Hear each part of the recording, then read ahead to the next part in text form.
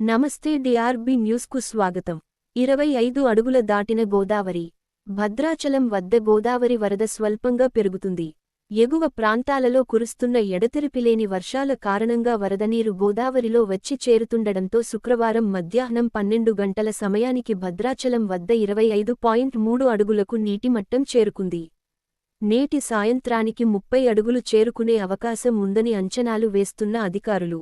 అప్రమత్తంగా లోతట్టు ప్రాంత వాసులు ఉండాలని సూచిస్తున్న అధికారులు.